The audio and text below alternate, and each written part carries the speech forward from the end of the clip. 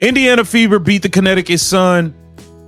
That's not really the story here. They won 85-77. That's not the story here, man. Look, I'm pissed. I'm pissed, bro.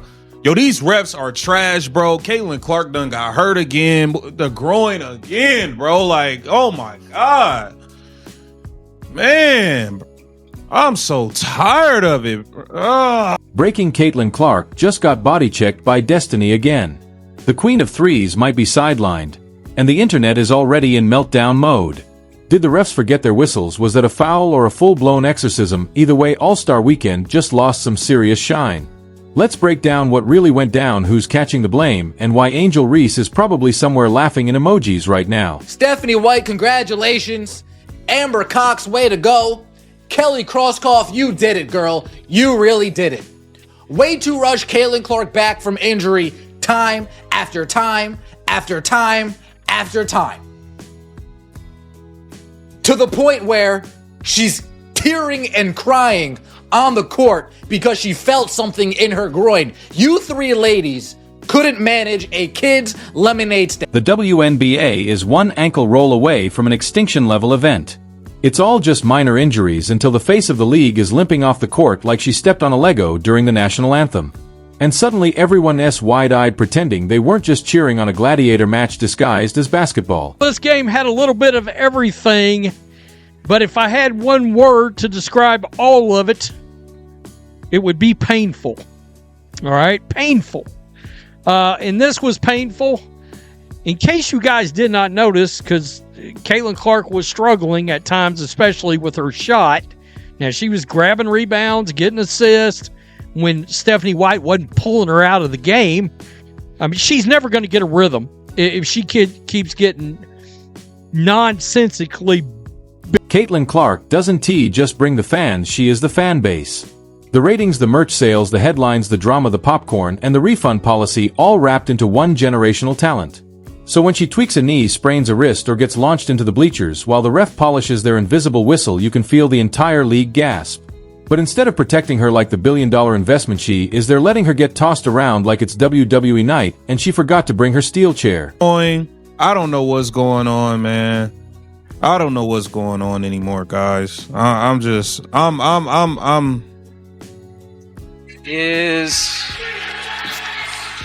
Looks like she's in pain after that pass. Bro, she looked like, bro, she was in tears. She was in tears, y'all. Like, in tears. Like, it's like she knows that this is a real serious thing, man. This sucks. This sucks. This sucks. And here we are again. Another injury, another courtside seat. She didn't ask for another collective gasp from every casual fan who just learned the Indiana Fever exists. Let us be real. This isn't about a bump or a bruise. This is about a league handed a gold mine and showing up with a plastic shovel.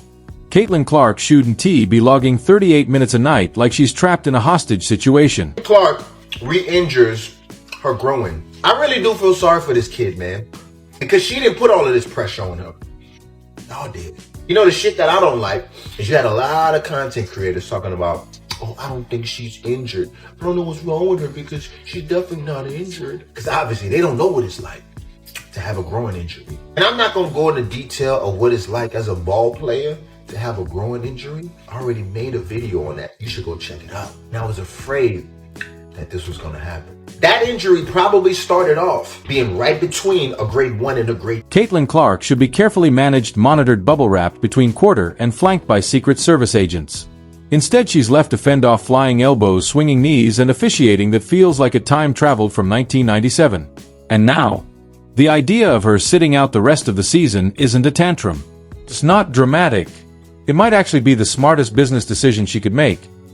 Because if the WNBA really wants to know what life looks like without its crown jewel, it's about to find out.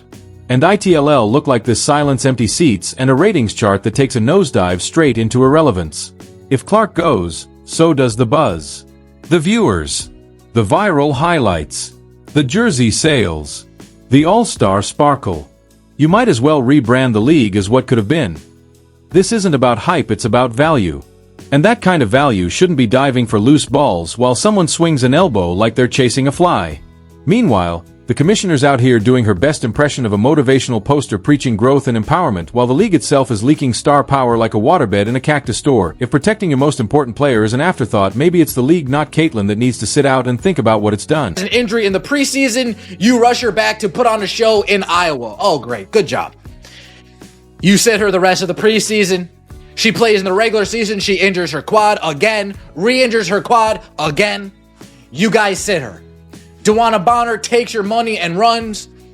You guys are panicking. Oh my God, what are we going to do? Let's bring Caitlin Clark back, quick from injury, again. Oh, great job. Stephanie White in her brilliance. Oh, there's only 40 seconds left in the Seattle Storm game. Sweet. Caitlin, get in there. Oh, now we injure our groin. Oh, great job. You guys are really crushing it this year. And don't even get started on the officiating. These refs are letting defenders play Caitlyn like they're trying out for the NFL. One night she's getting hip-checked into the Gatorade table. The next she's being triple-teamed by players who aren't even on the screen. And the whistle? Fast asleep. They call it physical defense, but if defenders got any more hands on, they'd owe her rent. Meanwhile, the Indiana Fever is treating her minutes like a factory time card clock and grind clock out. They're so desperate to win they've forgotten why the world showed up in the first place. And no, it's not for the offensive schemes or defensive rotations. It's because Caitlin Clark turns basketball into magic with a mean streak. The real pain isn't just a rolled ankle or a bruised hip. It's the exhaustion, emotional, physical, spiritual, carrying an entire league on your back while also being blamed for everything wrong with it. That's the most thankless job in sports. If Stephanie White keeps doing this to Caitlin Clark, she's going to ask for a trade. Eventually. There's no way around it. You can tell she's unhappy. It's not... whatever it is Stephanie White is doing is not working for Caitlin Clark. But at this point, when I say the word painful, this is where we're going to start. This is potentially a disaster for the city of Indianapolis, the Indiana Fever. They're hosting the All-Star game. We just found out Caitlin Clark was going to be in the three-point contest. And this is her right here. You can see her. Let me turn this down. She's grabbing that groin. If she drops 30, she's selfish. If she passes, she's scared. If she hits the floor, she's soft. If she gets up and fights back, she's arrogant. The goalposts move every night, and somehow, she's still expected to nail every shot. But here's the kicker: she did. She showed up. She sold out arenas. She made headlines, took elbows, got hacked, and kept smiling for the cameras. Meanwhile, her teammates were fumbling layups, the refs were on a lunch break, and the league was busy posting inspirational tweets instead of fixing the rules. Caitlin Clark is the show. And now you can already feel the panic setting in behind the scenes. All-Star Weekend just lost its glitter. Merch sales are stalling. Highlight reels suddenly replaced by Team X defeats Team Y in a solid defensive battle. Nobody's retweeting that. Because the noise around Caitlin wasn't noise, it was momentum. And without her, the league isn't just quiet. It's circling a very still, very empty drain. I want to say the refereeing in the WNBA has to be fixed. This is something that has been a problem since Caitlin stepped in the league, and I already know it's been a problem before she got to the league. But the league is clearly shown time and time again that they are not ready for Caitlin Clark's stardom. They're not ready for the crowd she brings. They're not ready for the revenue she brings. This girl is supposed to be at a CBA meeting in about 2 days. And the fact that she gets injured and 40 seconds to go in a meaningless game against a bottom-feeding Connecticut Sun team, like, it gets to a point where it's like, somebody has to step in. There's something tragically poetic about all of this. The WNBA wanted growth and they got it, all wrapped up in one player. But instead of building around her, protecting her, and showcasing her, they let her get battered while whispering sweet nothings about league balance. Let's be honest. No one's tuning in for balance. They're tuning in for greatness. And if that greatness is at home with an ice pack instead of on the court, then what's the point? This was a once-in-a-generation opportunity and the league fumbled it like a hot potato. Caitlin didn't need the WNBA. The WNBA needed Caitlin. So let her rest. Let her heal. And let the league sit with the silence, sit with the reality of what it means to lose its only spark. Maybe then, the next time they're handed a star, they'll remember. Stars burn out when you treat them like afterthoughts. Maybe then, they'll stop feeding the golden goose to the wolves for one more fourth-quarter highlight. Until then, the rest of us? We'll be watching reruns and wondering what could have been. Let's be realistic. I want Caitlin Clark to play. You want Caitlin Clark to play. Everybody wants Caitlin Clark to play. And while she was out, we were all crying for Caitlin Clark to come back. We are fans of basketball, and fans of basketball like to see good players play basketball. So obviously, we all wanted her to be back because the Fever are better when she's out there. Today, she was plus 21 on the court. When Erin McDonald was in place of Caitlin Clark, she was -9. Caitlin Clark had the best plus minus on the court, even while she shot it bad from the field. Now, she did show up in that fourth quarter, and she was the reason why the Fever were able to get the win. They were looking terrible for the first 5 minutes of the fourth quarter where Caitlin Clark wasn't in the game, and then she comes in and they look 10 times better. At some point, even the brightest light flickers when the room refuses to be lit. Caitlin Clark entered the WNBA with a spotlight the size of the moon. And what did they hand her? A broken mic and a folding chair. She loves the game that's never been in question. She breathes it, lives it, probably dreams in pick and rolls. But somewhere between the hype and the hip checks, she's learned something bone deep and soul level disappointing. Love isn't enough when the thing you're trying to save is actively trying to drown you. This is a different kind of tired, the kind where even lacing up your sneakers feels like unpaid emotional labor. You can see it on her face during those sideline moments. That look isn't focused, it's numb. The stare isn't locked and it's checked out. Because she's realizing, in real time, that the thing she gave her life to is cracked. Leaking relevance like a punctured lifeboat. And no matter how many half-court swishes or SportsCenter highlights she delivers, it won't fix a foundation built on dust and hope. Brutal.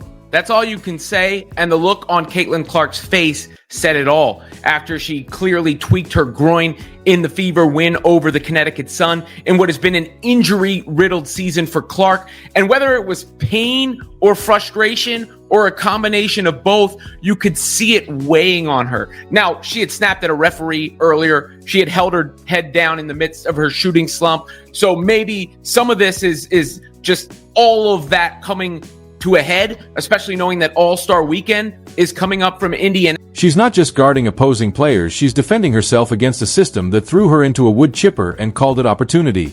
The league prayed for a messiah, and when one showed up, they strapped her to the front of the train and expected her to steer with her face. It's not just unfair. It's cruelty in slow motion. And now even the fans can see it. And so can she. She's not delusional. She sees the writing on the wall, the empty seats that only fill when her name lights up the marquee. She's doing interviews with a smile that looks like it's been photoshopped onto her soul. Her press conferences sound like hostage letters written in post-game sweat. She's still trying. You can see that she's still trying. But what do you do when the thing you love becomes the thing that drains you, when passion turns into performance art for a crowd that cheers more for bruises than brilliance? Colin Clark, Caitlin Clark's brother, had to step out himself and post. Make no mistake about this. This is on the record. This was a post and delete, of course, but the fact that her brother, and you know, when you're a sibling of a star, especially like Caitlin Clark or any professional athlete, you're not supposed to go on the internet and post things like this. But because Colin, do you know how much it took for Colin to put all that to the side and say, you know what, I don't care, they're going to hear about this, because Caitlin will never go out and say this. It's on the record. She's getting hacked. She's getting abused. People are landing in her foul space. Aaliyah Boston got punched